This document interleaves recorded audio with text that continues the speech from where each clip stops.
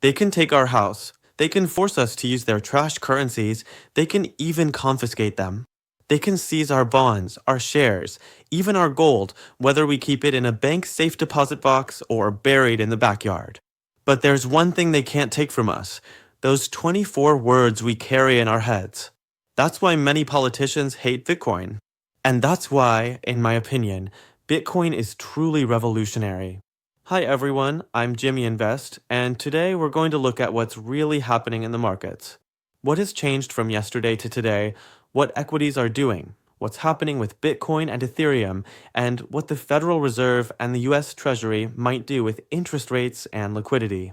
Because that's what will determine whether this rally continues and for how long. First, what has actually changed from yesterday to today in financial markets? The main thing is that investors have slightly lowered their fear levels. We've gone from extreme fear to just fear. And this is where the contrarian view comes in. When the crowd is scared, the most likely scenario is often that the bullish trend continues. So as long as fear remains elevated, my base case is that stocks can keep climbing.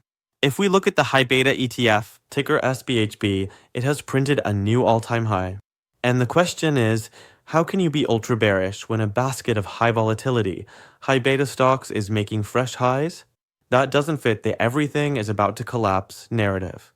If we look at the ETF that tracks the Nasdaq 100, we can see it has broken a bearish trend line that had been working since early November. Breaking a downtrend line after several weeks basically means the market is saying that corrective phase is over, we're back to the uptrend. Then we have the Russell 2000 via the IWM ETF. Many people have been saying this stock rally isn't healthy because it lacks market breadth. Only a few sectors are pulling the index higher. That argument was already shaky, but now it basically falls apart. IWM has broken a downtrend line that had been in place since late October, and after the breakout, it's drawing a flat pattern, a sideways consolidation. What does that suggest? That this sideways move doesn't look like distribution, but more like a pause before another leg higher. A classic consolidation phase within an uptrend. And if we also look at the financial sector ETF, we're seeing relative strength. When financials aren't collapsing, but instead showing strength, it often signals the broader market still has fuel. So my central scenario is simple. As long as fear is out there, and as long as charts keep breaking bearish trend lines and consolidating at elevated levels, the S&P 500 and equities in general can keep rising, at least over the next few months. Now, let's move to Bitcoin. The story is very similar. We've gone from extreme fear to just fear. Price has stalled around the 94,000 area. That was an important resistance. A sideways consolidation there is perfectly logical. For me, a clean break above 94,000 would be the signal for a new upside leg. There's an interesting data point in Bitcoin futures. If we look at the ratio between market buy orders and market sell orders, that ratio is above 1, around 1.17. What does that tell me? Buyers are more aggressive than sellers. They've stepped forward. And in my view, that increases the probability of finally pushing through that 94,000 zone. Many analysts have been projecting deep drops, 70,000, 50,000, even 40,000. But there's a key metric here, the cost to mine one Bitcoin. By the end of Q2 2025, the average mining cost was around $74,650 per Bitcoin. That's not just a random number, it's a real economic reference point, and it can act as an important support zone. It doesn't mean price can't dip below it briefly, but structurally it's a level worth respecting. In Ethereum, the setup is similar but with its own levels. It is paused at the 3,200 resistance. The logical move now is sideways consolidation. If that resolves to the upside, the next natural target is the 3,500 area. 3,500 is currently a wall, a strong resistance. It won't be easy to break on the first attempt. But again, as long as crowd sentiment remains fearful, the base case remains bullish. Now, let's address the question everyone's asking. Is the new Fed chair going to inject massive liquidity and cut rates aggressively, yes or no? Let's think this through calmly. First, we have to distinguish who is injecting liquidity. When the Federal Reserve does it, liquidity mainly flows into financial markets, equities and risk assets rise. When the US Treasury does it, money is more directly channeled into the real economy, more consumption, more activity, and the first visible impact is inflation. Fed liquidity and Treasury liquidity are not the same thing. So, what do I think the Fed will do? I think rates will come down, yes, but in a moderate way, not drastically. And I don't think we're going to see a liquidity fire hose.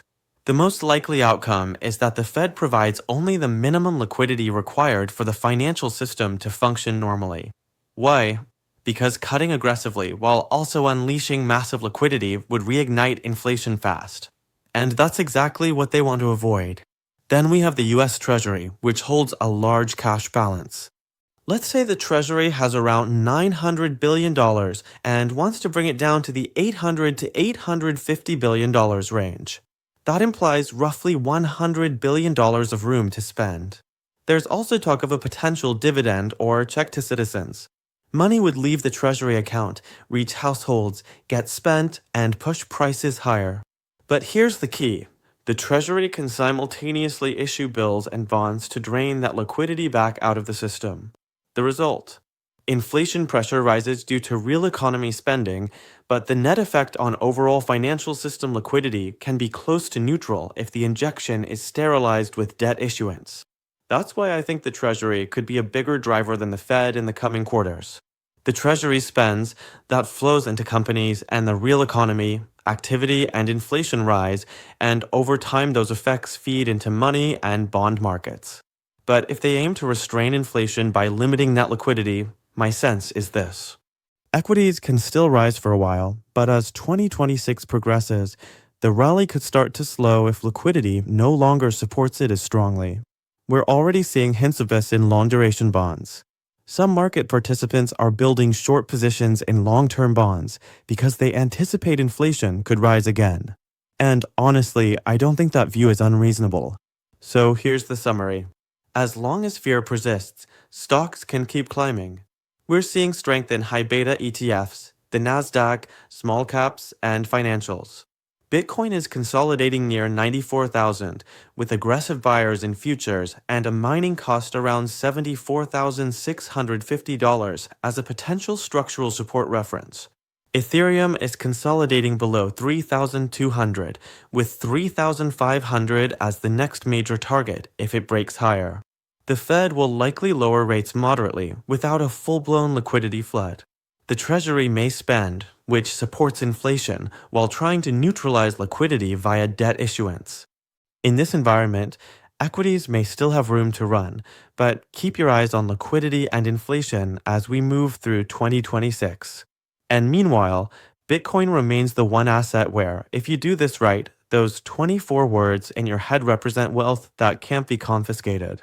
Drop a comment with your scenario, continuation higher, or a 2026 slowdown. If this analysis helped you, hit like, subscribe, and share it with someone who still thinks markets move only on headlines and not on liquidity, fear, and price structure. I'm Jimmy Invest, and I'll see you in the next video.